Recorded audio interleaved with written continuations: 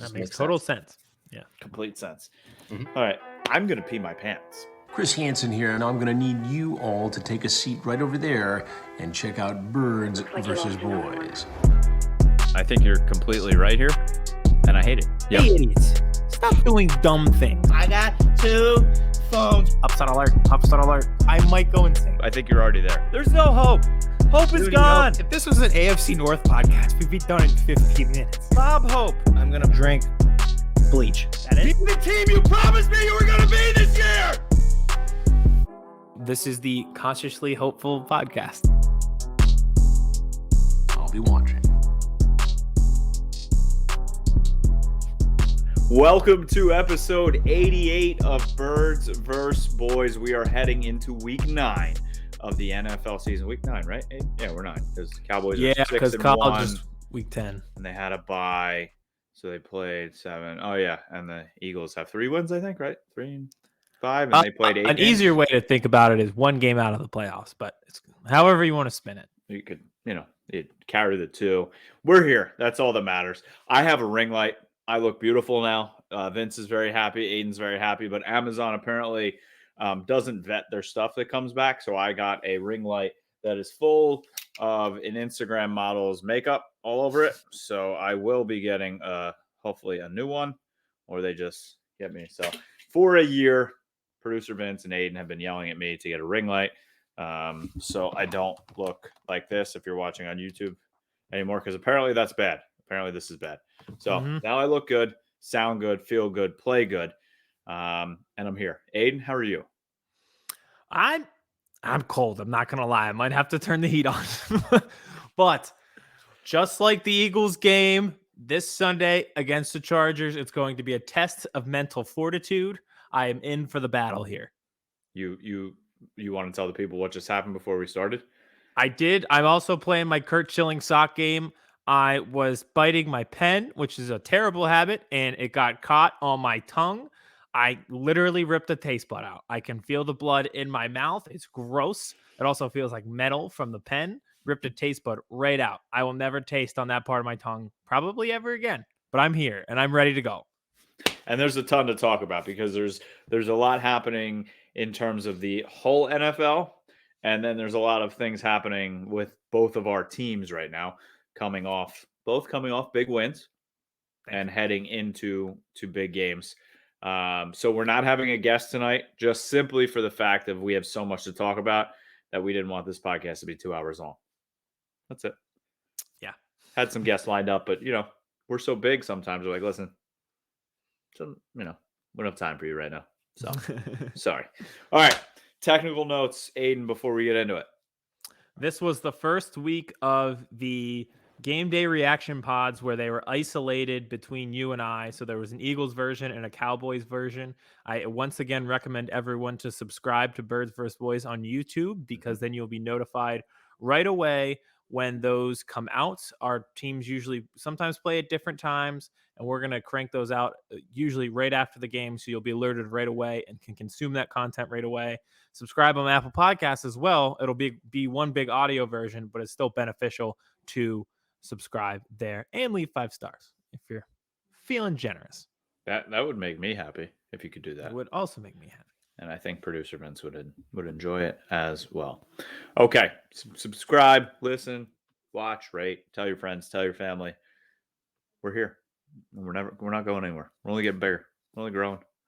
And before we get into this too, shout out to Cowboys Nation.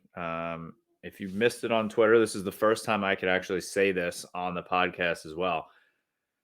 I'm going to be a father soon, which is wild. Absolutely bananas. I have a kid coming in March. Don't know what it is. Could be a boy, could be a girl. Maybe we'll do some sort of competition to see what you guys think it's going to be. And maybe I'll give away like a bottle of Tito's vodka to the winner or something. I don't know. We'll see. Stateside vodka? Stateside vodka. What did I just say? Tito's. Yeah, stateside. Bleep that out, Vince. Bleep that, Vince.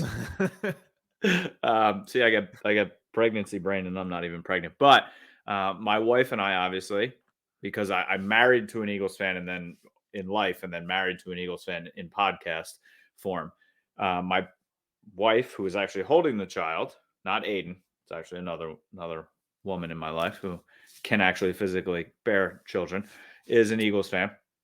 So we are already arguing about what this child is going to be raised as fan-wise. So she said I couldn't get 1,000 retweets for a tweet I put out. And Aiden, I think as of right now, we are at 2,132 tweets in 24 hours. So, I mean, there was a couple Eagle fans out there hitting me back with the fly Eagles fly, let the kid be a Birds fan, all that stuff. But I mean, Dak Prescott retweeted it. So my guess is Dak Prescott knows who I am. That is, you're one. You got to think about it. You're in the degrees of Kevin Bacon. You're now 1 degree away from Dak Prescott. That's all that matters. So there you go. So, Well, congratulations to you. It's Thank you. exciting. It's an exciting time. I'm happy for you guys. And Uncle Aiden, can't wait to influence him as an Eagles fan. And as a degenerate. And as that too. All right, let's get into this. We got a lot to talk about. Where do you want to start? All right, this will probably be the most comprehensive around the NFL that we have ever done because the headlines have been rolling in all week and they're eye-popping.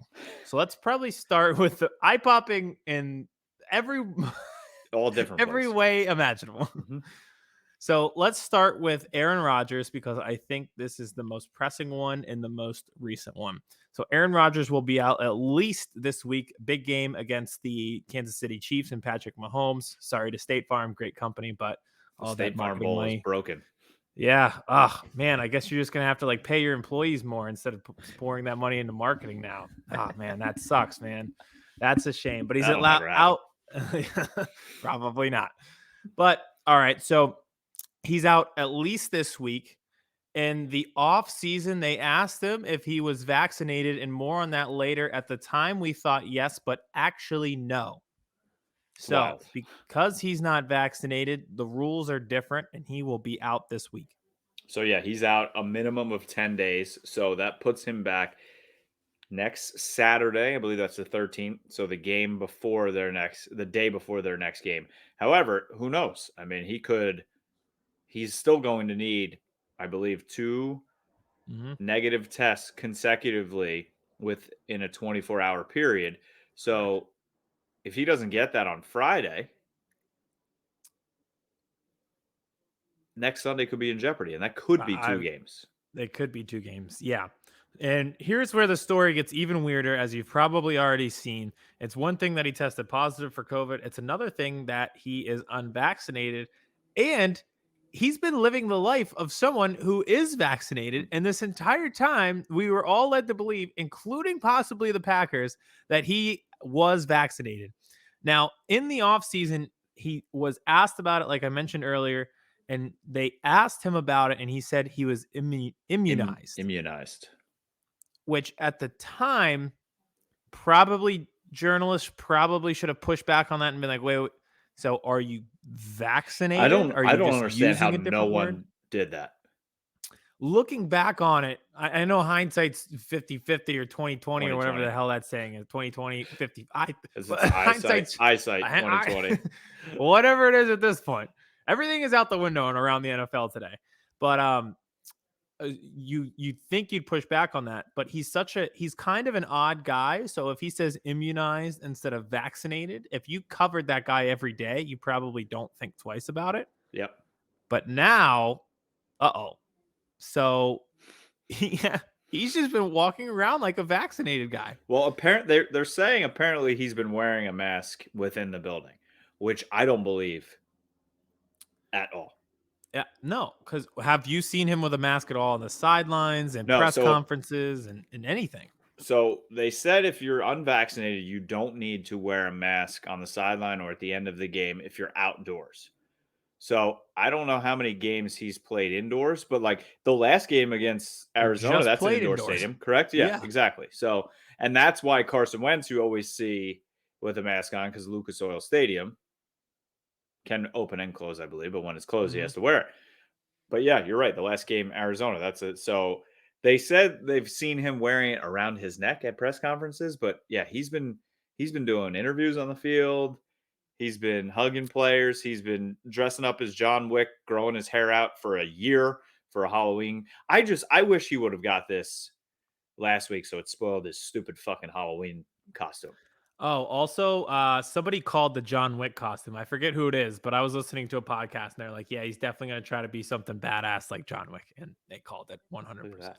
How about these NFL Halloween parties? This, and then Von fun. Miller's paying over $100,000 for a Halloween party, and then he's trying to get other players to pay for it, and they're like, yeah, no. He's well, that's another headline that gets totally lost is he got traded this week.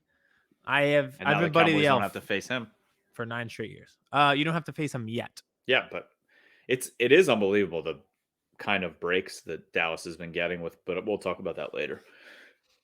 Yeah, I said this to you guys in the group text. It's your personal choice until the Cowboys have home field advantage because the Packers lose this weekend, and then it's no longer a personal choice because Aaron Rodgers is then at that point personally harming me if you guys get home field advantage.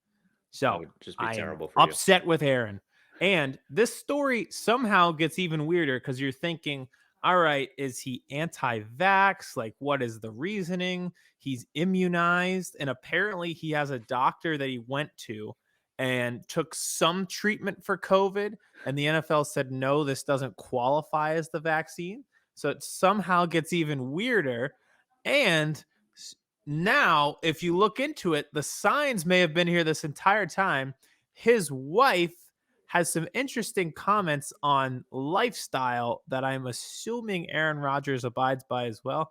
And Vince, I think he has the quotes for it. So I'll read it off. So this is what I was referring to earlier. Rodgers petitioned to the NFL to have an alternate treatment that he underwent before he returned to the Packers that would allow him to be considered the same as someone who received one of the approved vaccinations, sources told ESPN. After a lengthy back and forth, the league ruled that Rodgers would not get the same consideration and would be considered unvaccinated. So that's where the immunized thing comes in. He took something and it wasn't the vaccine.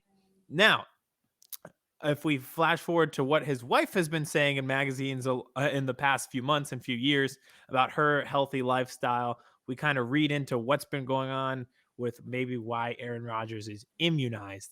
So she says, what is her first name, by the way? She was in Fault in Our Stars. Great movie, by the way. I don't know. I know who she is, but I know who she is. Yeah. And are they married or engaged? I don't even know. I believe that they are engaged. Okay. Or married at this point. I don't know. They live like a weird life. But anyway. Aaron's weird as it is. He doesn't talk to his family. Yeah, exactly. So she said, I think everything about my lifestyle is fairly alternative. She told Flaunt magazine in August. I gather my own spring water from mountains every month. I go to a farm to get my food. I make everything from my own toothpaste to my own body lotions and face oils. I make my own medicines. Okay. I don't get those from doctors. Good for Red you. flag alert. I make my own cheese and forage wild foods and identify wild plants. It's an entire lifestyle. It's appealing to my soul. I literally just watched a Netflix documentary. There's like apparently different episodes. It's called Unwell. And the first one was about these type of people with like essential oils and how it's a cult and how it's nothing but a pyramid scheme. And I was just watching this. I'm like, you people are losers. I don't go to doctors. I make my own medicine. Yeah.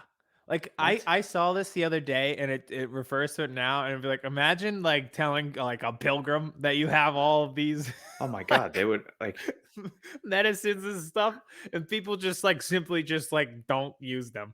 Like all those people in the Civil War who died from like this century where they just had diarrhea to death. Imagine telling them that you could have just cured your sickness and people are like, no, I forage berries still and make my own medicine. They'd be like, you are a fucking idiot. Yeah, they'd be like, "Are you serious? What do you mean you don't do that?" Wait, and Vince, do you have the other one? I think she has an even crazier quote. Okay, Shailene Woodley, that's her name. Shailene Woodley. Thank you. Fault in Our Stars, great movie. Clay is one of the best things you can put in your body. One of my friends was making a clay toothpaste that you swallow instead of spit out. That sounds disgusting. Well, sometimes swallowing's better than spitting out, but I don't know if this is the same No. case. Yep. That But could be a little I different. first heard about the benefits of eating clay from a taxi driver. He was African and was saying that where he's from, the women eat clay when they're pregnant. Seriously, ask your taxi drivers where they are from and about their customs. You will learn a lot. So, I've discovered that clay is great for you because your body doesn't absorb it and apparently provides a negative charge, so it bonds to negative isotopes. And this is crazy, it also helps clean heavy metals out of your body. Okay. When I was in 3rd grade, when we had art class, Vince, you can bring us full screen. I'm good with the quote. When I was in 3rd grade, we had art class. Yep. And that was the last time I think I ever worked with clay. Imagine me just in art class with clay, housing that shit like a stuffed crust pepperoni pizza from Pizza Hut. Your teacher would slap you across the What? face. Right? I don't want the metals in my body. Like, This is now all together. The pieces are starting to make sense. And by make sense, I mean they make absolutely no sense whatsoever. are they also part of the QAnon people that waited in Texas yesterday, hoping Oh, or knowing that JFK Jr. was going to reincarnate himself, appear, and reinstate Trump as president? listen, I am all for democracy, but if you're on a QAnon message board, you probably shouldn't have the right to vote. Because if you think a guy from 1963 who got his brains blown out in front of everyone is coming back in the year 2021, you probably aren't fit to decide who gets to run the country. I saw this quote today too, and not to go on a tangent about them, but it said QAnon people believe simultaneously that Trump was robbed the election, Trump is still president, and Trump will shortly be reinstated. All, all while still supporting Trump 2024 rallies, and they don't see anything contradicting this thinking. So they think he got robbed, but is still president and is also going to be reinstated. All at the same time. But then also run again, even though he's already president. It's nothing makes sense. We're eating clay. We're looking for JFK. What is going on in this world?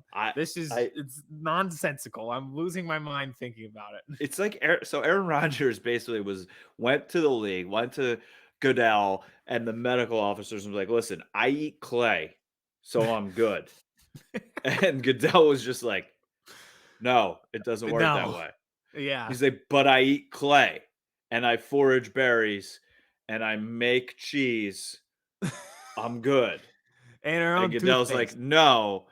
So then he's like, "All right, fuck it, I'm going to do it anyway." So, and that's basically what happened. Yeah, pretty much. It makes no sense. And long story short, the Packers will be out with Aaron Rodgers for at least this week. But who knows? Maybe he has some Eastern medicine that he knows about or his wife knows about that will work, that will cure him from COVID faster, and he'll be good to go with 2 negative tests. But I mean, I get it. This has been the year of the backup, or the week of the backup last week. But I mean, Jordan Love, maybe I guess they are 7-1. Maybe this is the perfect opportunity for them to evaluate Jordan Love in a real big game against a bad defense. Yeah, I was about to say, this could be a blessing in disguise. Aaron Rodgers in the offseason said one last dance with Devontae Adams, referring to the Michael Jordan documentary where they brought it back knowing that was going to be their final year. So you kind of have to know if this kid is good. You're throwing him into the fire this week. It's a competitive game. I know the Chiefs defense stinks, but it's also, I still trust Mahomes and the Chiefs offense. I'm going to, they seem to be just shuffling the chairs in the Titanic right now. But still, it's a tough game. You need a win. It's time to find out if this kid is the real deal. You heard who the Packers flew in today, right? To sign immediately? Blake Bortles, baby. Let's go. A legend. He was on the golf course when he got the call. Can you imagine? I'd be like, all right, be right there. What a life. He is just an interesting character. He really is. He's great. There's some guys like him and like Chase Daniel. Like Chase Daniel, I think, Vince, can you look up how much money he's made in the NFL? I think Chase Daniels has made like millions of dollars and has never done anything in the NFL. Like that's my dream. Yeah, he's like Alex Moran, but if Alex Moran were 5'5" and probably never partied in his entire life. Like, I would love to be a Super Bowl winning quarterback, obviously. But if I could be Chase Daniel and be a backup quarterback, yeah. Yeah. More than 7 million per start. He has 37 million in career earnings. He's played for 12 seasons 5 and has starts. made 5 starts. That's my dream. Unbelievable. And speaking of backup quarterbacks, tonight we have 2 TikToks again. One, we're doing our power rankings as usual, but we're also ranking top 5 backup quarterbacks of all time. Hint right now, I can't believe I forgot Blake Bortles.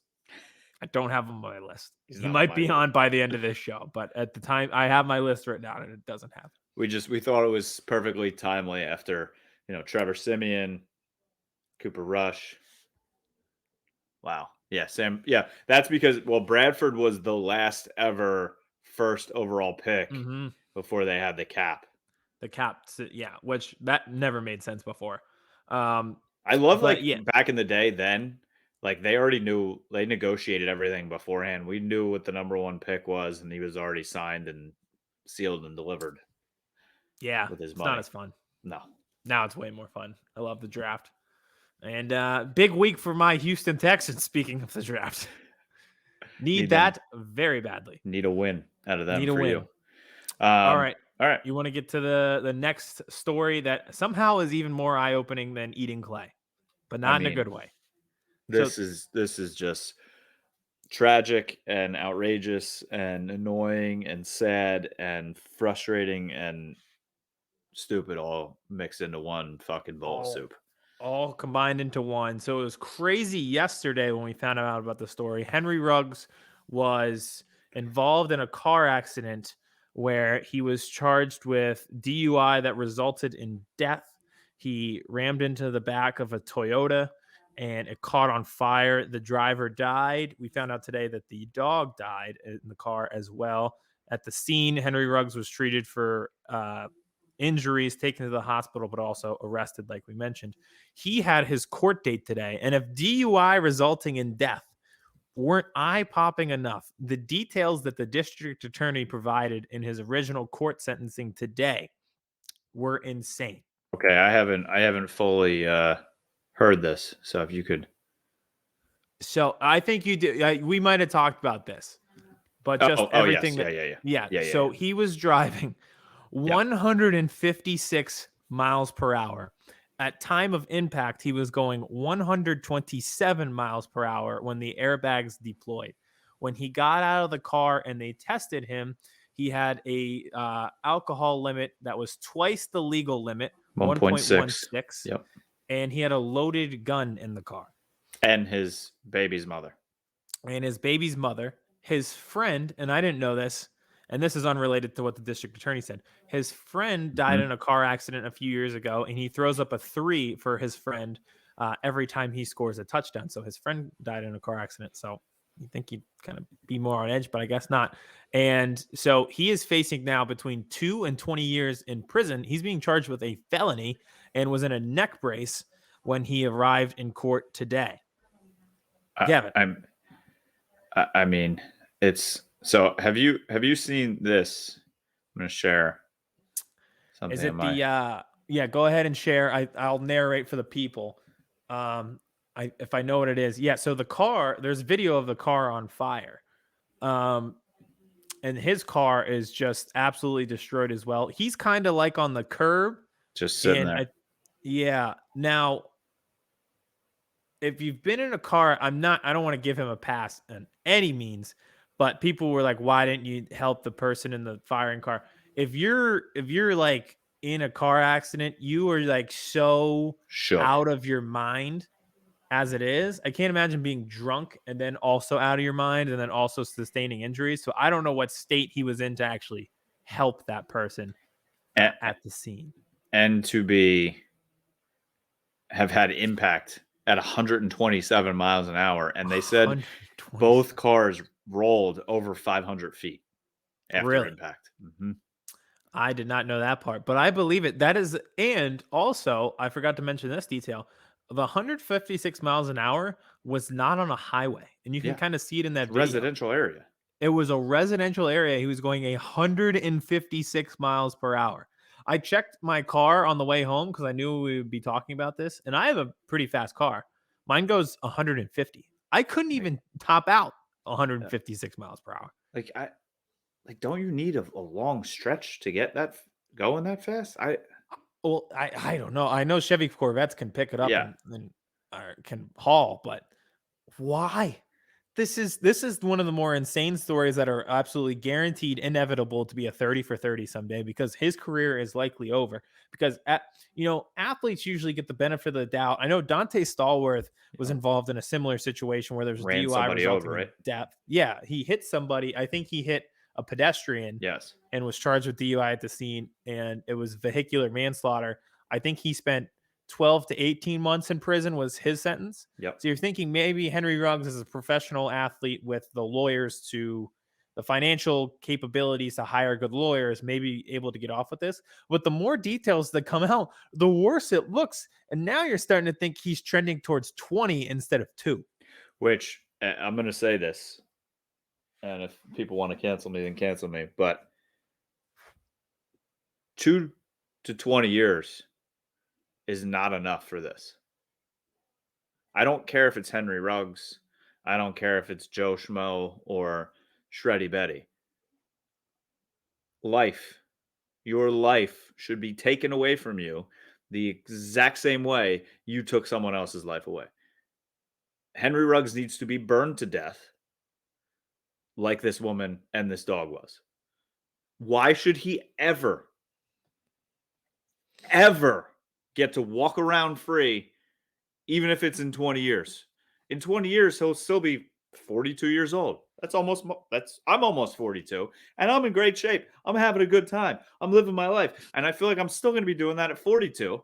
Maybe a little tired because I'm going to have a child, but why should in 20 years at 42 he be able to go live his best life? No, fuck that. You took someone's, I don't know if she was a mother or you took someone's daughter and probably sister off of this earth for no reason because you're a thug. Yeah, that and you were the fourth best receiver on your own team. I was about to say that it was the 4th best receiver on Alabama. The real crime here is the fact that the Raiders took him instead of CeeDee Lamb and Jerry Jeudy. I will never forgive them. I love that Mark Davis, I heard a quote today, said that Henry Ruggs was the only player he wanted in that draft. Which is unreal considering that 3 receivers behind him could potentially end up with like all pro potential.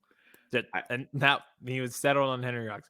But honestly, to him, it's been a rough stretch, but I feel like that he's handled it well because they immediately released Ruggs. They fired John Gruden after his comments came out. So they've really been, and he was the GM who spoke up, and the GM owner, whatever you want to call him, because I know Mike Mayock's the GM. He was the one who spoke out and said, yeah, we should have a detailed report in writing of what was going on with the Washington football team. So he's kind of been the one who's been no nonsense, strict to the rules. So at least they're handling it well. But yeah, I mean, just like an unforgivable situation. The only non-billionaire owner in the NFL. I don't know if you knew that. Really? Mm-hmm. Did not know that. Mm-hmm. How? I don't know. Because his dad was very famous. Yes. But I guess he'll be a billionaire soon. Now with that new stadium in Vegas for sure. I can't wait to hear the Philadelphia news media, I'm sure, ask Devontae Smith about this at a press conference this week. Since they were boys. Think about that. Yeah, you're right. That's a great point. They're just going played to have against each other. Mm-hmm. Yeah. So I saw someone posted the photo. They did I love that celebration where the through the legs dunk celebration. Mm-hmm. So they had the picture of them doing it at Alabama and then after the game where they played a few weeks ago. So yeah, you have to ask that question because they're clearly great friends, and that's got to be rough. He's a good friend of yours, and obviously you want to forgive him. It's an unforgivable offense, and like your friend is going to be behind bars without a doubt, whether it's 2 years or 20 years, he's going to be gone for a long time and his career is probably over. And I feel like with the Raiders are still new to Vegas, and I feel like they're going to make an example of him. Like this is like The league or the court system? the court system. Like we're not going to stand for this type of shit out of these athletes living in our town. Just not going to happen. I also just think like the details, like, they're outrageous. it wasn't a 40-mile-an-hour crash where he was going the speed limit, but he was intoxicated, and like everything about it was reckless. There's no every detail that you hear gets worse. That's why I think, like, I guess make an example or just stay. Like, there's no wiggle room for you. Like you did every single thing you could have wrong. The NFL has a service, a free car service, no questions asked. You call, they pick you up. They're not allowed to tell the team or the league who they picked up where and brought where. But these guys they have these Corvettes and these Ferrari. They want to drive and look cool. Kudos to you. You've brought this up multiple times on the episodes. I did not know that the league had this type of service. Mm-hmm. And it's the NFL, so it's not going to be like a Toyota Camry's pulling up to get you. You're going to be in a tinted out Lincoln or GMC Escalade. And I would love to have a free like Uber Lyft service. Unbelievable. Also, going to the bars and clubs, parking is so annoying. It's so annoying. Why do you want to drive? I wouldn't want to drive. I would love to pull up in a tinted out Lincoln, and they're like, here comes the president of the United States. Yep. And then this schmuck right here pops out. That's all I want. And I'm just waving to the people. And they're like, who's that cool guy? CD Lamb wave. Oh, yeah. It's, so that's, we said it's a tragedy, and obviously prayers go out to the family and the victim and the dog. I can't imagine. I just can't imagine. And you know what? I hope that it's the least that could happen. It won't heal at all, but I hope they get a nice payday out of this and never have to worry about the dollar figure again in their life. Absolutely. Now, speaking of dollar figures, Odell Beckham is owed $8 million this season, but may never play in Cleveland ever again. He was excused from practice today from the Browns a day after his dad took to Instagram and showed examples of Odell being open and a caption saying that, the quarterback's just not looking his way. And then today, Kevin Stefanski told the team that Odell will no longer be with the team. Odell is basically not on the team, I think is what he said. Yeah. I mean, maybe OBS, maybe Baker's just not good. I'm starting to think, I think it's because I hate the fact that the Progressive commercials are on every 20 seconds that he's in, and it's driving me nuts and making me not like him. But I don't know. Are we sure he's good? No, I'm not. I mean, are you ready to give him a second contract right now? No. If you're the Browns, not at all.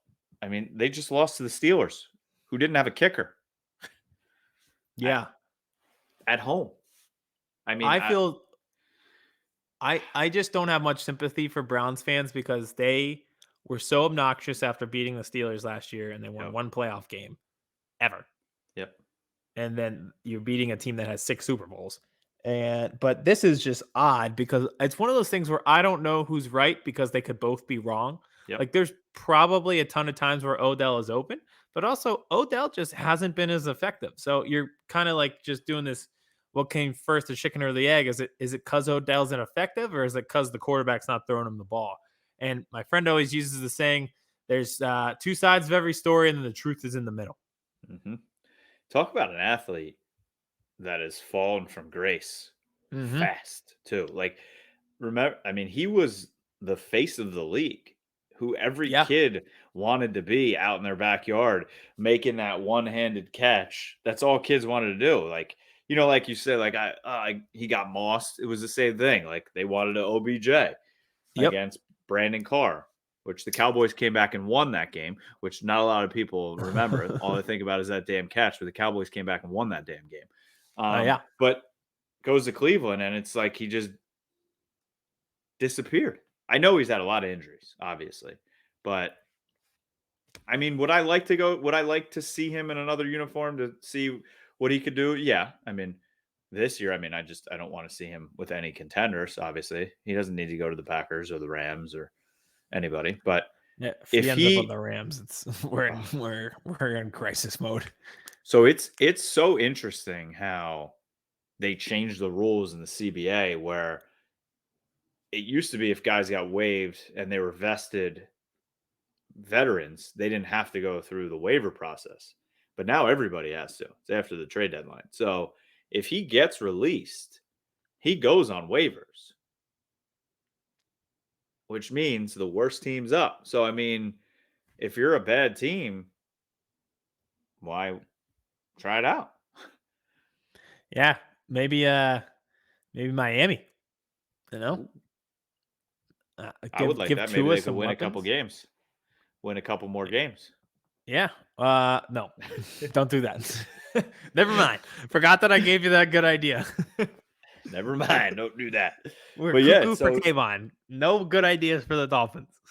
he wouldn't be able to just go to a contender if he gets released. So I think the Browns would want him to be picked up on waivers because if he does clear waivers, then they owe him the $8 million outright. But would I anybody? wish they could have done this don't- like a day ago when Yeah. it was the trade deadline. I thought they were going to move him. I really did. So did I. Maybe nobody want. I would love to be like Ian Rappaport, like on those days, because like I'm sure there's a lot more moves that are talked. Like there's probably a ton being talked about. It's just not much comes to. We just see that the back end of nothing. 3 moves made. Yeah, and they're probably checking in on players the whole day. Like I know Fletcher Cox, people were checking in on Fletcher Cox the entire day. So, but then I would he love doesn't to get be that moved. guy. But I'd Call. love to be. Hey, is Fletcher available? No. Okay, bye. Yep. Okay. Thanks for checking. See ya. I don't know. But yeah, so that's an interesting one. And then also just around the NFL, like you mentioned earlier, ton of backup quarterbacks playing now. Jordan Love is the one that we mentioned earlier. You're coming off a win with Cooper Rush and among others, correct? Trevor Siemian, Or Taysom Hill. Taysom Hill could be. So the Saints could be led by going forward by Trevor Siemian, Taysom Hill, Ian Book, Drew Brees, or Phillip Rivers. And none of those options would surprise anybody. No. I would love to see Phillip Rivers come back and try. And they might actually be good. Yeah. Like I mean, any of those guys. People forget he had a pretty good year with the Colts last year. I think he threw for over 4,000 yards. It's just Phillip Rivers and throws picks at the end. Well, it's not like a lot has changed. Unfortunately. How about Pat McAfee this week? Every play, Carson Wentz thinks this would be the greatest play of all time. Yes, and that was he gave up the perfect summation of the Carson Wentz experience, where every play Carson Wentz thinks that this could be the greatest play of all time, which sometimes leads to a pretty great play. Yes. And other times leads to some of the most insane lowlights that you have ever witnessed in your entirety as a football fan. Both are possible on every single play that he drops back to pass. How do you switch the ball to your left hand while you're in the end zone? And the craziest part is that somehow worked out for him, because if he takes the safety there, the game is effectively over. Yes. Instead, he gets the ball back, drives the entire way down the field, scores the touchdown, and ties the game. And then throws a pick to lose it. And then throws the pick in overtime after he just scrambled for a first down. It is every play. That's why the interception in overtime frustrated me way more than the left-handed jump pass, because if you watch the replay, it was actually a blown coverage by the Titans. They all dropped back and left in the flat. Mo Alley Cox was open, and he had the check down to Jonathan Taylor. Refused to go to either of them and threw it to triple coverage instead. I don't understand why they are not running Jonathan Taylor all the time. They do. They did a lot, especially in San Francisco when it started being a monsoon. Yeah. So, but they have good balance. It's just like on that, I don't know what was going on in overtime. That was bad. All right, I have one more thing here for you. Go for it. That I want to ask your opinion on.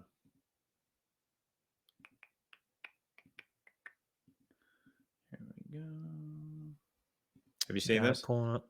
Oh, is this Patrick Mahomes talking to his family? Yeah.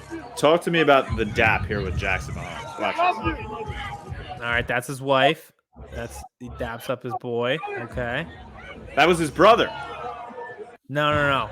There's two guys. Yeah. Right here. All right, I'm watching. Wife. I'm watching. That's his wife. Buddy. That's his buddy. Yeah. Jackson. Oh yeah, he hates him. So is the rest of humanity. So is it or is it Jackson being a smug fuck like I'm too cool? Well, Yeah. He's just like too cool guy. I think is what it is. I hate Jackson Mahomes. I think he is ruining the Chiefs dynasty is my working theory. That video when they were out to dinner and it was Jackson and his wife and Patrick and they were like, and he just has his chip and he's like, what am I doing? Like, he's like, I could be anywhere in the world right now. I think we're two Chiefs losses away from like an insider article where there is like, does Mahomes have too much power as the first $500 million contract guy? Not only does he make crazy plays on the field where it's starting to become a little bit reckless, but he has too much power within the organization. And then they're going to cite the fact that like Jackson Mahomes is always on the field doing stupid TikTok dances and stuff like that. And somebody is going to be very upset about it. and that is going to be the rumor that's going to be in an insider story. I guarantee it. Anonymous quotes from inside the locker room about the frustration about Jackson Mahomes. Sources have said part of the problem that the team has been building up frustrations with Mahomes is his family's ability to impact the team, including Jackson Mahomes on the sideline and the distractions that he has caused. Without a doubt, that story is coming. I want this on record. It's going to be Josina Anderson and your boy somehow is going to be in the Chiefs locker room complaining. Well, Alshon. Oh yeah. Well, let me know because I'm blocked. From Josina? Yeah. Didn't know that. Congratulations. Yeah, she I wrote a blog for Brandon calling her out for Oh yes, that's right. Being the mouthpiece for Alshon. And she searched her own name, found the blog, and blocked me. No. So kind of if you search your own name, that kind of tells you who you are. Coward. Yep. Coward move. All right. Do you want to talk about our own teams? Maybe we should talk birds and boys on this podcast. Yeah, let's do it. All right. What time do you guys play? You play at 1. All right. How about you go first? Because we are 4 o'clock despite being on the East Coast. How about you? Congratulations. All right. So Dallas Cowboys sitting at 6-1, like you said earlier, coming off an absolutely heroic victory on Sunday night against the Vikings. And I'm not going to lie, I said it in my recap video. I went into that game with no expectations, none, zero. And it was probably the most relaxing, enjoyable game I've watched in a long time because I had no expectations. I was like, all right, I don't want to say I accepted 5-2 before the game because I didn't. But I was like, okay, if we lose, there's reasons why they lost. Yeah, I get. But no, Cooper Rush. He came out, and I'm not gonna talk about the game because watch my recap video. It was I was supposed to do a 15-minute video and it was 30 minutes long. So just talking by myself. My wife was upstairs and she's like, "How are you just talking to yourself for 30 minutes into a computer?" I said, "I don't know." Sometimes you just get worked up. So the way this team is built is just different to me. The way that Dallas Cowboys team loses that game 100 times out of 100 times from 1997 until 2021. The taste bud's still gone. Update. Just took a sip of water. I was like, am I saying something wrong? I was listening. No, it wasn't a face that you were wrong. It was a face that my taste buds are missing. Go ahead. And there's just something different. Jason Garrett never wins that game. Any backup quarterback they've had. Huh? Did you see that the Giants have the last ranked offense in the entire league? Yeah. 32nd. They're 32nd in total offense. And now they had 13 people test positive for COVID today. Which is wild. 13. Joe Judge. So it just seems like they've built something special and they have something special going on this year, whether it be things that are happening on the field, like the 43-yard completion to Amari Cooper off the defender's chest and then bobbled and he caught it. Things like that are happening this year for the Cowboys, things that don't usually happen for them. things I think you would agree, type of things that happened to the 2017 Eagles. Mm-hmm. Yeah. Mm-hmm. Then things just kind of go your way, right? And that's sort of what's happening this year with the Cowboys. I mean, they're down all of these players like Tank and Gallup and Lyle Collins, and they're just finding ways to win. The ball's flowing their way. They have a they have a cornerback who gets 7 interceptions before we're even halfway through the season, right? And then they're facing teams, and I don't want to say they're getting lucky, but they didn't have to face Christian McCaffrey. They're not going to have to face Von Miller next week. It's just like little things. I do not like the Team of Destiny vibes that I get from this team at all. Like, I don't like it at all. And you're right. Like, it's just like the path. You can just see like the Red Sea parting for them. Now, part of it is I just got to get this off my chest. It's easy to look back and say this, that you trust Cooper Rush more in that position in that game more than Kirk Cousins after you saw Cooper Rush's performance. But no, like I genuinely, even as the game was starting, trusted Cooper Rush more than Kirk Cousins in a primetime situation. When the light is on, that guy wilts. The Minnesota Vikings routinely and historically have wilted. When the magnifying glass is over them, they shrivel. And I think there's probably a good crossover of Minnesota Vikings fans and Michigan Wolverines fans. And this weekend was just like the epitome of their existence and their current state as in their era with their coach and with their quarterback. And it's just like those performances you saw this weekend are exactly what you should have expected. I mean, how in a primetime game on Sunday Night Football does Justin Jefferson have 2 for 21? I don't know. And it was a bland playbook that, there was one drive where they gained 6 yards on a pass on first down and 2nd and 4, and they end up having to punt. It's just like they just were bland, vanilla, and just had an awful game plan. And I'm not going to lie. I forgot Dalvin Cook was in that game. Yeah. Well, I have him in my other fantasy league. So I played against Amari Cooper and had Dalvin Cook. So it wasn't the most ideal. No, that's a beautiful thing. But there's a lot of things still need to be figured out with this team. Obviously, and I got my wish. I got my 7 offensive linemen on the field. How about that? You have been calling this. You were the first person I heard call for this ever, and it actually happened.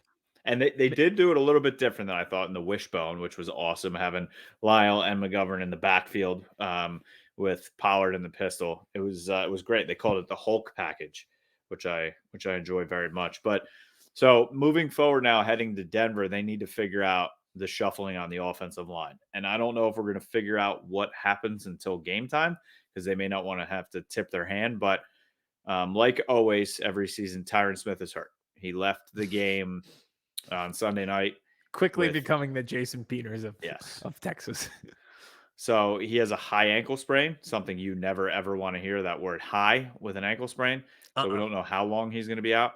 And then Jerry Jones said something about bone spurs on the radio because Jerry can't ever help himself, ever. That's bad. But apparently that's not the reason why he's out. It really is just an ankle sprain. So during the game, they put Ty Nsekhe in at left tackle, who stinks, who's just terrible, who's just bad. But you have this guy, Lyle Collins, who's an all-pro tackle, sitting on the bench. He got to play fullback like twice. I don't get. There's got to be something else going on with him. So Brian Broaddus reported that the front office is mad at him. Is this fucking kindergarten? You could be mad, and maybe like that was his punishment on Sunday. But it's let's done. Get back to it. It's done now. Okay. Yeah, like you got a long season ahead of you. You got to put the best 5 out there. Put your best foot forward. So they're like, well, he hasn't played left tackle since college. He played left tackle at LSU. He can figure it out. Everybody says he's a pro. He'll figure it out. Okay. Because people are like, well, why don't you put him back at right tackle and then move Terrence Steele to left tackle? I hate that idea. We went into this season not knowing what Terrence Steele is. not looking good last year. He's been playing well at right tackle, right? Knock on wood, they haven't lost since he started right tackle. Why would you then move him to put Lyle Collins back? You leave him there. Especially you leave him there because who does he have playing next to him? Zach Martin. Zach Martin. So And Zach Martin can help him out. If you move him to left tackle, he now has Connor Williams next to him. And Connor Williams is not very good. Okay? Yeah. That's a bad combination. Put Lyle Collins at left tackle. You keep, I guess, Connor Williams. And then you keep Steele and everybody else. Put Lyle Collins at left tackle. I mean, that's what it has to be. Yeah, I was about to say I don't understand it because and the Eagles were in that similar situation where this was a little bit different because Lane Johnson obviously had to be out and then you had to move Mulata and like the young guy in Terrence Steele, like you want him to learn, like you want him to be in this position, like and he's finally learning it. If you switch it all up on him, then that's just going to hurt his growth at the position you want him to play. Yep. The more veteran guy who's played left tackle too, you move him there and you put him there. So hopefully the coaching staff listens to this show and does what we want them to do. They might because they did that 7 offensive lineman thing, and I don't know where else they could have got that idea. Maybe on hit sticks too. Kyle Yeomans put my tweet out there, talked about it, and then sent me a Madden game. There you go. At that. Nice. On the sticks. So I'm very interested to see if Dak plays this week. I think what they're telling us and what they're saying is leaning towards him playing. Last week we picked up on Vegas, right? When they switched, I knew then Dak was out. I think everybody kind of knew. Right now, Dallas is sitting as a 9.5-point favorite at home against Denver. If they thought Dak was not playing, they would not be a 9.5-point favorite in this game. Maybe. I don't think Denver is good. I don't think they can score. I just don't think they have the firepower to keep up with any team in the top half of the NFL. Do you know who their starting cornerback is across from Sutton or across from Surtain? Is it Ronald Darby? It is. Yeah, I saw that. I was like, oh, that's where you are. They don't even have they have Fuller on their team and he's not even starting. They also just traded us one of the cornerbacks. So they don't, and then they have another corner who's on IR. Bradley Chubb's on IR. Now they trade away Von Miller. I don't think they have the horses on defense. Simmons is a great safety and he's a ball hawk and he hits. But I don't know. You know, if Surtain's usually on the left-hand side, that's how he played in college at Alabama, and that's what he's been doing this year. But even if he travels with somebody, okay, well, then let's throw to CD here. Okay. Let's throw to Amari. Gallup may be back for this game, and he played his college ball in Colorado State, so he may want to have to ball against Denver. But it's like an embarrassment of riches with these wide receivers. So I don't know if Denver's going to be able to match up. But we're going to know tomorrow. If he practiced on Wednesday, Dak I'm talking about. Mm-hmm. He went through everything. If he's all systems go on Thursday, even if they put him as questionable, if he doesn't have a setback, I think he starts. Yeah, and the only reason I could see him not starting is taking the conservative route once more and now having more faith and trust in Cooper Rush and just having a lesser opponent. Like the Vikings on the road, you could talk yourself into, this is going to be tough. Like I mentioned, the Broncos, even with Cooper Rush as the starting quarterback, where is the firepower coming from? Where could they hit a 20-point threshold? Because you look at Cooper Rush, like he could get you 24, 27. The offense is that good built around him. Could the Broncos do that? I don't think they can do that against anybody right now outside of like the Texans. Mm-hmm. So that is the only reason I could see him not starting as the opponent. But like you said, I think he just might be healthy enough and might as well be all systems go if he is. Yeah, I think if Cooper Rush plays, it's a very similar type game to the Vikings game. Mm-hmm. And they're just, they'll be able to score just enough to win it. But I don't think Denver will be able to score. So we'll see what happens. Obviously, super high on this team right now. The videos that the Cowboys put out with the audio on the sidelines, they just keep getting better every week. the attitude this team has. Jerron Kearse is making every play. Micah Parsons is just I hate it. unbelievable. Like, I'm at the point now, like there was never any right answer because we were so bad that we needed both linebacker and receiver. But secretly, internally, I'm doing the should we have just drafted Micah instead situation. He's a special human being. I love him. I absolutely love everything. He was 10 solo tackles, 11 total, and 4 for loss. And I sent this to you guys in the group, and Colin Coward tweeted out, and I totally agree with him. There are athletes and everyone in the NFL. Like, if you put us on the field with them, blow right past us. Speed, agility, quickness, jumping ability, all of it. Like, compared to a normal human being. And on a field with all those great athletes, Micah sticks out even more than them. It's and Brian Baldinger did the breakdown. How quick his brain is able to decipher plays.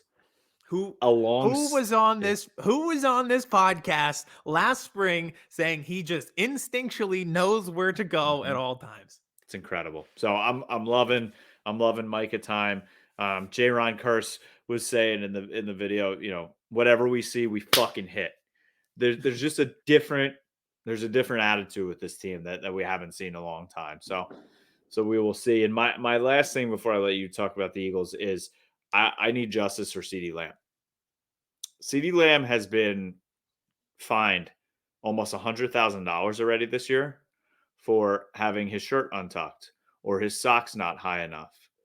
And then he's getting choked the fuck out on the sideline by Harrison Smith. And there's not even a flag. Well, you can't break a guy's neck anymore in football? Apparently not. Have them put flags on? Ugh. Snowflakes. It's just that video was insane. Though. It really was. It wasn't like if he got caught up on him, it'd be one thing. But he was choking him for like 4 or 5 seconds. Literally, and he was like, nobody noticed.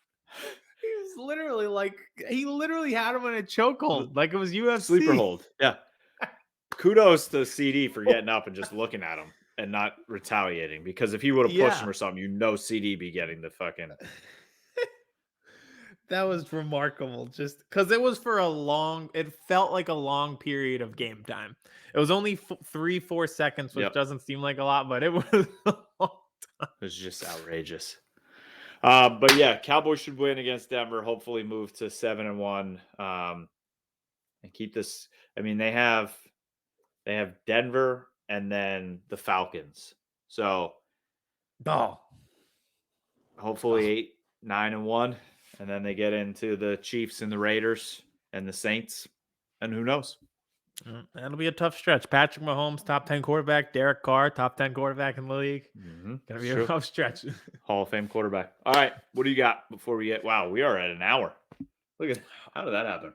I don't know, but I would like pat it on the back. I have held my composure this entire time. The Sixers have blown a 14-point lead. I could see it in your also face.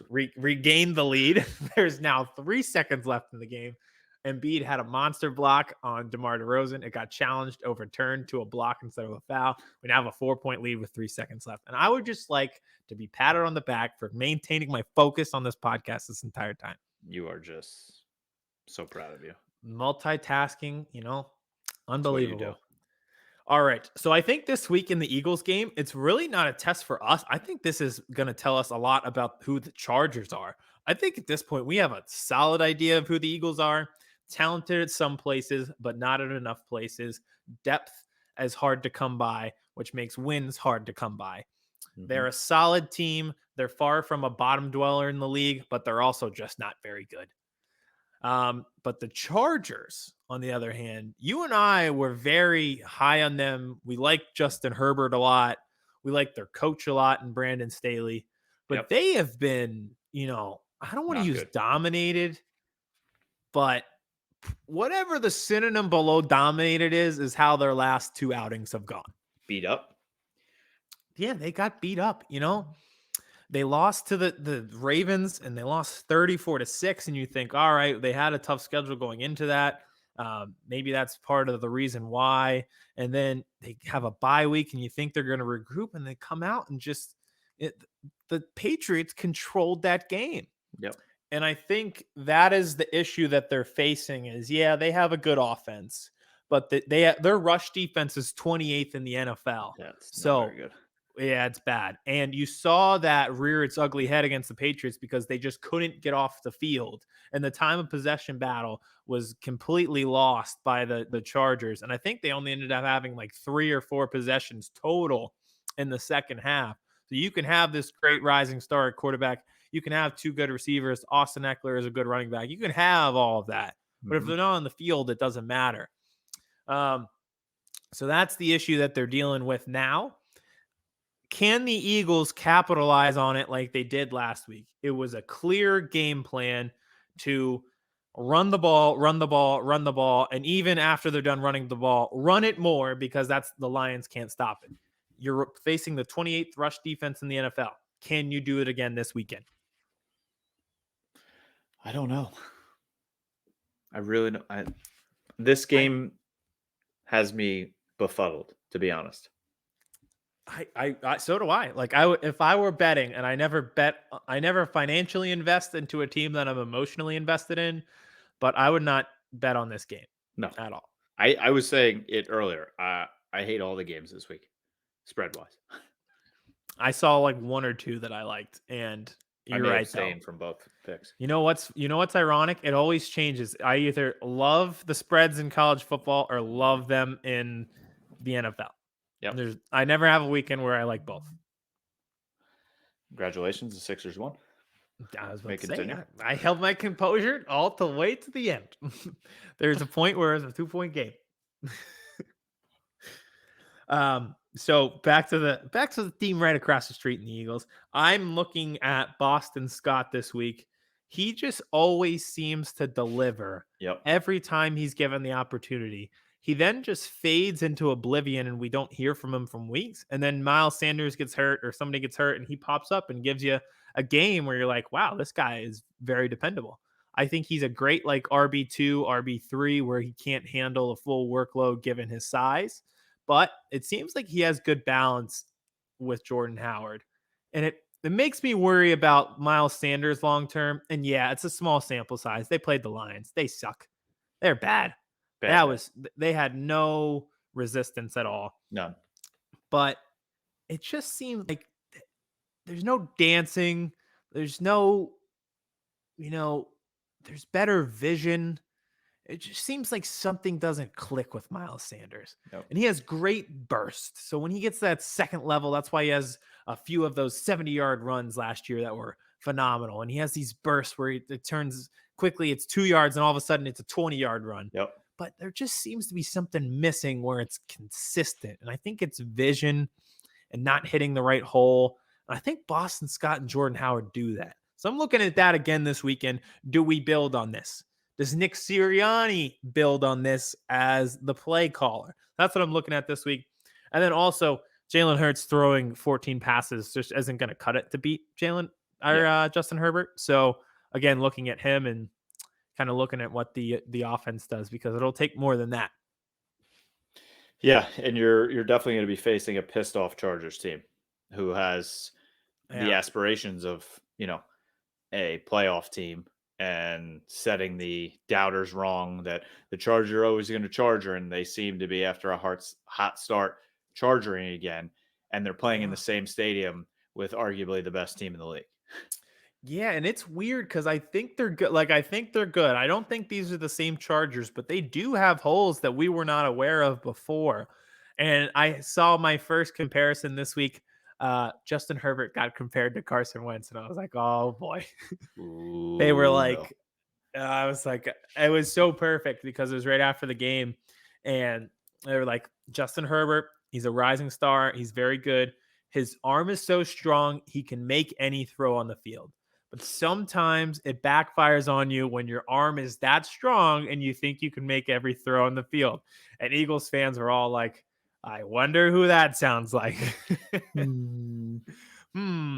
Where have we dealt with that before?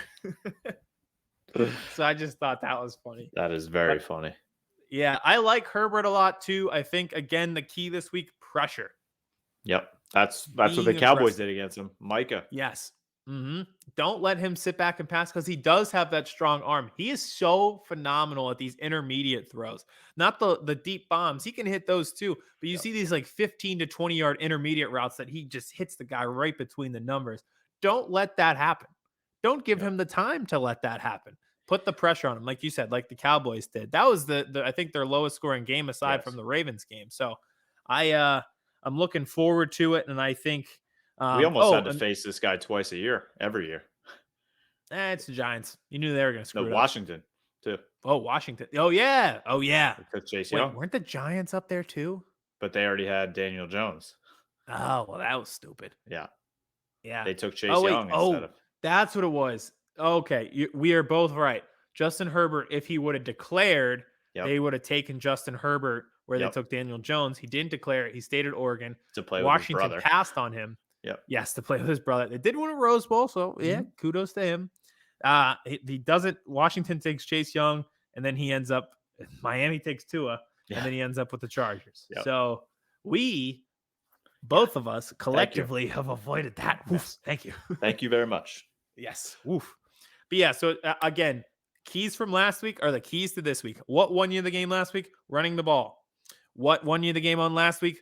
Blitzing, being aggressive on defense, forcing sacks and turnovers. So that's, again, the game plan this week. And for me, personally, I'm in fantasy Hurts or Herbert Armageddon this week, start or sit. It happens to me every week. I made the wrong choice again. Herbert technically outscored Hurts, so I statistically got it wrong again. It is literally 8 weeks running that I have guessed wrong. And now they play each other. Shout out last week. I had I was going against Kenny Gainwell, and the Eagles just decided not to play him at all and go with Boston Scott and Howard. So thank you very much. Howard, yeah. Very, very odd that he just kind of got phased out until they put the second strings in. Yeah. I wonder if they use him this week in any pass catching situations, even though Boston Scott is pretty sure-handed. So I feel like he'll have an increased role and it'll be like a three-headed monster, but I'm not entirely I think, like you said, they sure. really like that 1-2 punch of Boston Scott and Jordan Howard together. I just think that they know what they're doing. And when you're down guys, the coaches just want someone that they can trust, and they just put them in the game and say, all right, don't screw this up. And they just trust Scott and they trust Howard. I think that's what it is. I think those two running backs probably just grew a little bit more with the fertilizer during the week. That's what it was. They had more sunlight. They had more sunlight coming in. Yep. So should be an interesting week of football. Like I said, I don't really know how that game goes. We could win. And if we do win, I just would like it to be known, the 7th seed in the East would be ours. Congratulations. Not in the East, the East. NFC. Congratulations. I'm struggling. Yeah. All right. We've been talking for an hour and 10 minutes. Vince That's is going to yell at unbelievable. us because we're supposed to keep these around 45 minutes, but that's impossible. Listen, I'm not, it's not my fault that people are driving their cars 156 miles an hour and eating clay. I can't control that. We got to talk about it. This is our job. That's what we're here to do. Okay. So I'll bring Vincent in. Hopefully his zoo is quiet. Before you bring him in, do you want to do the odds crowd picks first? Oh, yeah. Knock I those may out? just abstain. I'll pick something. You can go Okay. first. All right. How'd you do last week? I don't know, Vince. I don't even remember who I had. No, we'll look it up. We'll look it up after the show. I got mine though. My system worked. Just betting against the Texans and playing the trends of the Jaguars not scoring. And it worked. 2 for 2. All right. So here's the one spread that I do like this week. I have Pats -3.5 at home against Carolina. Not sure if Christian McCaffrey is going to be back yet. So we've seen Carolina just really doesn't have a lot of offensive firepower right now. Robbie Anderson could be out as well. And Sam Darnold, he may be injured as well. I don't know. I don't want to bet against PJ Walker if he plays. If Sam Darnold plays, though, this feels like it could be a nightmare matchup where the Patriots at home force a lot of turnovers, get a lot of sacks. Now you're playing a turnover-prone quarterback. I like Patriots -3.5. I'm going to go to the Battle of Ohio. Bengals -2.5 at home against the Browns. Bengals were just embarrassed losing to the Jets. The Browns are an absolute train wreck right now. I guess you could say Odell is not going to play in the game. So I'm going to go Bengals at home -2.5. I think they can win this game by a field goal at least and drop the Browns to under 500. Nice. Where That they is an deserve to always be. Oh, yeah, that's an interesting matchup right there going on. All right, the next one I have 49ers Cardinals over 46.5, and I want an asterisk put next to this if Kyler Murray plays. Dealing with an ankle injury that happened at the end of Thursday Night Football.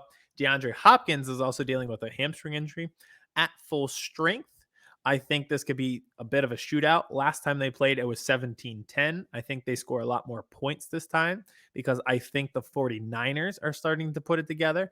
They got back Elijah Mitchell in the run game, and they probably will get George Kittle back this week. If everyone is healthy on both sides, on both of these teams, I like this to hit over 46.5. If not, I will give Rams -7.5. It's -8 on Odds Card right now. Don't do that. You do your decimals. You bring it down to 7.5. I think the Rams on Sunday Night Football -7.5. You stole mine. That's what I'm looking at right here. My bad. I'm staying with you here. First All game right. without Derrick Henry. The Titans are going to have to feel themselves out going across the country. Yeah, I like the Rams -7.5. We went same brain on one a couple weeks ago too. We hit it both. And it worked. Let's go for double good juju here. We're going to stay that together on this one. My only concern is McNichols. Who? McNichols? All right, Vince, come on in and let's do our TikTok to wrap up. I like that. It was a tight hour and 10. Sorry. For you. Well, let's not Listen. ramble in our TikToks then here, Vincent. I was about to say, you can't listen. Odell walked away from the team. You got people eating clay and making toothpaste. Not every week that this stuff happens. All right, so we're doing 2 TikToks for us here. Like we said, our regular power rankings. But first, what we're going to do, top 5 backup quarterbacks of all time. So we've each got 5. Are you guys ready to get into it? Let's do it. All right, at 5, I have Tyrod Taylor. Every team he goes to, they draft some outstanding rookie. Tyrod Taylor plays for 3 games. He gets replaced by the rookie, even though Tyrod Taylor is pretty good, but he's not as good as the future All-Pro or Pro Bowler that they bring in for him. 5 for me. I'm going Bubby Brister. I don't know if you guys remember him. He was a starter for Pittsburgh, the Steelers, for a long time, but that's what he was mostly known for. But he was the backup in Denver, and in 1998, when the Denver Broncos won the Super Bowl, All-Pro quarterback John Elway went down. Bubby had to come in. He went 4-0 against them on their way to the Super Bowl to lead. John Elway coming back, and he was always known for what he did that season to help keep that Super Bowl team alive that went 14-2. A similar pick at number 4 in that it happened a long, long time ago. I have Frank Reich, backup for the Bills. He came back and won that game. He's notorious for the come from behind win. He did it in college, and he did it for the Bills in the NFL. And he's the greatest coach the Eagles ever had. That wasn't the head coach. So Frank Reich at 5. Great pick. I kind of know where that one's going. All right, at 4, I have Joe Webb because I'm still convinced that he ruined our first Super Bowl season when the Eagles had Mike Vick and the game got delayed by a snowstorm for 2 days. And then he came in and had one of the greatest performances of all time. And he turned former receiver into outstanding backup quarterback somehow. So at 4, I have Joe Webb. 4 for me, I have Doug Flutie. I mean, the Flutie Hail Mary. He had to go to Canada, come back. Seems like he played on a zillion teams. Now he's in the booth, but you could always count on him to come in to win a game if he needed to. So Doug Flutie at 4 for me. At 4, I have Derek Carr. He's so good. They start him. He's such a good backup that he starts, but he is a backup quarterback. Make no mistake about it. At 3, I have Ryan Fitzpatrick. The aura of Fitzmagic will live on forever. Every single year he comes in for 8 weeks. He looks like a Hall of Fame quarterback for a while, and then it'll fizzle out by the end. Every single year, he'll probably be doing it 20 years from now. So 3 for me, Jeff Hostetler. Either of you know who he is? Heard the name. Okay, he played for the New York Giants, 1990. He was ready to retire. He wanted to be done, but Giants kept him on. And then Phil Simms gets hurt. Hostetler has to lead them into the playoffs. And what did he do? Won them the Super Bowl. Kind of like somebody you guys know. So 2 or 3 for me, Jeff Hostetler from the Giants Super Bowl era, 1990. 3 for me. I have Mohamed Sanu. Anytime you need a weird touchdown thrown, you could have put him in there. I'm pretty sure he has a perfect passer rating. I know Antoine Randall also has a perfect passer rating, but I went with Mohamed Sanu because that was the first one I thought of. Fair enough. At 2, I have Tom Brady because technically he started as a backup quarterback, 6th-round rookie, scrawny guy out of Michigan. And then when Drew Bledsoe came out, he came in. But technically, he did start as a backup quarterback. So at 2, I have Tom Brady. 2 for me. I have Nick Foles. Same kind of thing as Jeff Hostetler. He had to come in for the what was soon to be MVP. And all he did was win. He looked terrible. It was against the Cowboys, right? Wasn't it against the Cowboys? It was a cold game. He looked awful at the end of the regular season. Didn't look that good against Atlanta, but he got it done and then just went on a complete roll. And then almost did it again the next season if Alshon would have caught that pass in New Orleans. And he did it in Chicago as well. You could always count on him to come in to win a game. So Nick Foles. 2, I have Tom Brady also. People forget he is a backup quarterback. Who knows what would have happened if Drew Bledsoe was never hurt? We probably would have got Tom Brady a year later, or we never would have seen him. Who knows? All right. At 1, I have Nick Foles. I just couldn't justify putting Tom Brady 1, seeing as Nick Foles went mano-a-mano with him in the Super Bowl and was just flat out better than him in every way imaginable and beat him at the game's highest point. So at 1, I have Nick Foles. He's the only backup quarterback I know with a statue in front of the stadium before he's done playing. Big Dick Nick forever. Love him. Nick Foles, number 1 backup quarterback of all time. 1 for me is Tom Brady. His second year in the league, they went 5-11 his rookie year. Second year in the league, they were 0-2, I believe. That's when Bledsoe got hurt. Tom Brady came in, only won the Super Bowl that year, and then the rest is history. So he really was a backup quarterback that won a Super Bowl as a backup and then became the darling he is today. Number 1, I have Nick Foles. I couldn't justify putting him below Tom Brady because he went mano-a-mano with him in the Super Bowl on the world's biggest stage and beat him in the head. He's the only backup quarterback with a statue outside the city before he retired. Perfect. When you did Tom Brady 2, I knew exactly where you were going. Yep. I was like, uh-oh, we have the same list. Also, honorable mention, Aaron Rodgers, Tony Romo, Doug Peterson. Tony Romo for sure. Mike Vick. And Vick. Chase Daniel, Blake Bortles. And none of good ones. We're gonna get roasted for that one, especially since he's trending right now. Trevor Siemian. Yeah. No. But this will be the perfect opportunity where everyone's going to comment Blake Bortles and be like, well, if you actually listen to the entire show, we did a whole segment about Blake Bortles. Exactly. So listen to the whole thing. Also, the dude from Blue Mountain State. I forget his name. Alex Moran. I brought him up earlier in the episode for some reason. Totally unrelated. All right. Now let's get to our, I don't know why Vince is leaving. Like we don't have power rankings here in 2 seconds. I forgot we had power rankings. We have to have you focus for 2 minutes. We've been going for an hour 20. All right. So this one's straightforward. We're just doing our top 5 teams power rankings ahead of week 9. You guys ready? At 5, I have the Buffalo Bills. I think they had them at 5 last week. They beat the Miami Dolphins, got back on track. So I think they're the best team in the AFC right now. Defense plays with great leverage, great run defense, and Josh Allen's awesome. 5 for me, I have the Buffalo Bills. They're coming off a win against the Dolphins. Was a eked out kind of win. It was 3-3, I think, at half, and then 10-3 going into the fourth. They pulled it out to win. They are the best team in the AFC. They just need to get that throat punching back. And they have played absolutely no one except for their 2 losses were against 2 kind of someones. So I need to see them beat a good team to put them higher than 5. So I tried to call my shot earlier in the season, putting the Rams on this list a lot, or the Raiders. Nope. Ravens. I was going to get there. I put the Ravens on the list a few times, call my shot. They're not it. So I am switching the team that I think is better than we think they are to the Patriots. I have at 5. I just have a bad feeling that they're back. I just have this bad feeling in the pit of my stomach. Eddie's getting unsettlingly confident, and I don't like what I'm seeing. So because of a bad feeling, I have the Patriots at 5. I think Eddie could name like that. 4 Patriots on the current team. Yeah, probably. All right, at 4, I have the Bucks.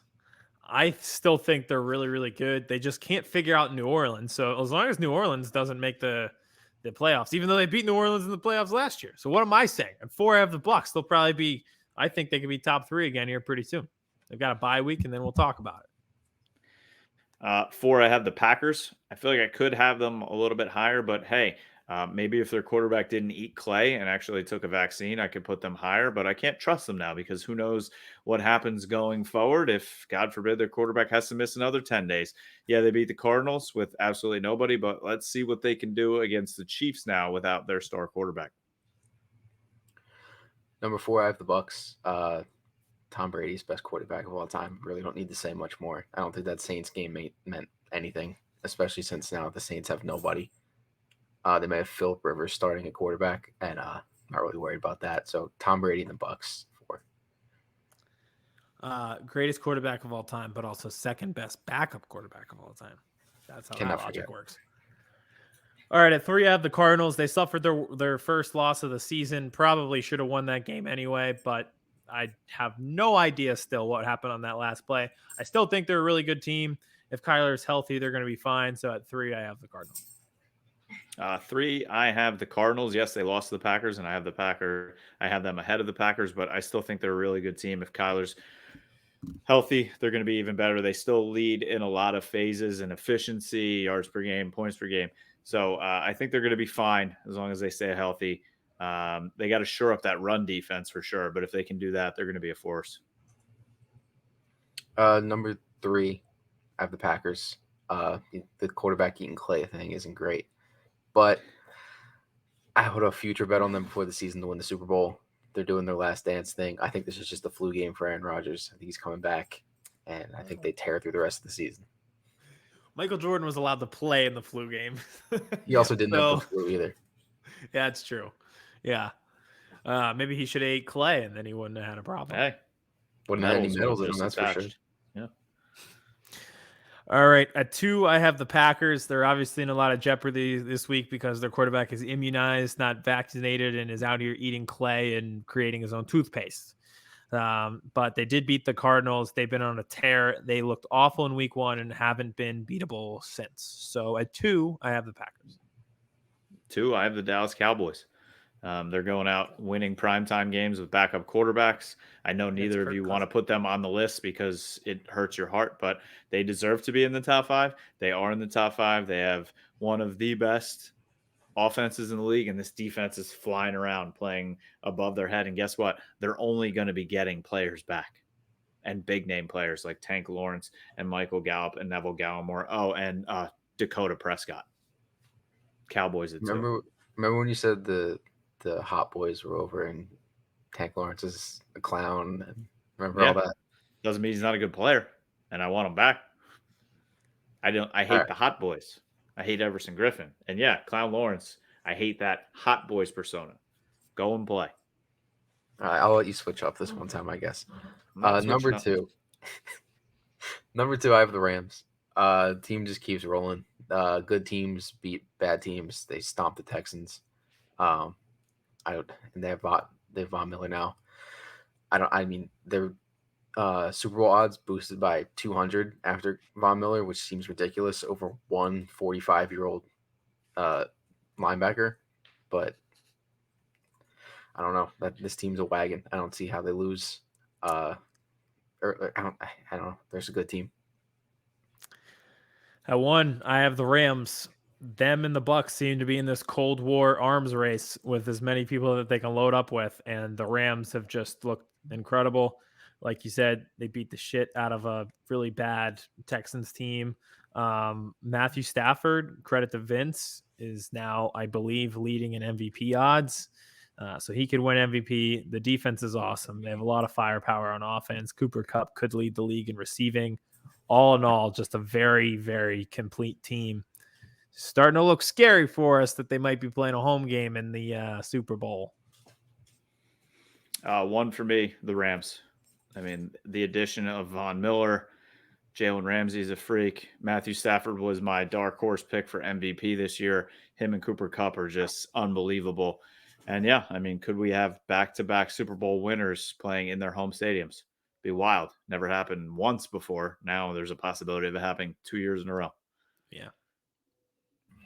So by the transitive property, I have my number one pick. Last week I had the Lions at number one, and this team, to quote Aiden, beat the shit out of them this week, 44-6. So at number one, I have the Philadelphia Eagles based off of the math we learned in like fourth grade. So they have to be better than the Lions, who were number one last week. I said so. So number one team in the NFL is the Eagles.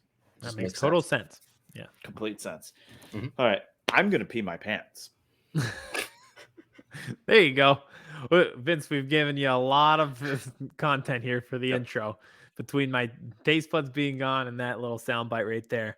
But all right, we're good for tonight. Should be an interesting week of football. We'll see if Dak plays. We'll see what the Chargers are actually made out of as they come into Philadelphia. And we'll see how fast NFL players drive their car as the week ensues. Again, remember to subscribe on YouTube, on Apple Podcasts. That way you're alerted right away when new stuff drops, and follow us on TikTok so you can comment, argue in the comments, do everything you need to. And then again, download Odds Crowd app. We talk about it all the time. I love the app. And if you're drinking this weekend, drink Stateside Vodka. From Kevin and I, thank you guys. Thanks for listening. And we will see you for the game day reaction pods on Sunday night. Go Cowboys. Chris Hansen here, and I'm going to need you all to take a seat right over there and check out Birds versus Boys. I think you're completely right here, and I hate it. Hey, idiots. Stop doing dumb things. I got 2 phones. Upset alert. Upset alert. I might go insane. I think you're already there. There's no hope. Hope is gone. If this was an AFC North podcast, we'd be done in 15 minutes. Bob Hope. I'm going to drink bleach. That Be it? the team you promised me you were going to be this year. This is the Consciously Hopeful podcast. I'll be watching.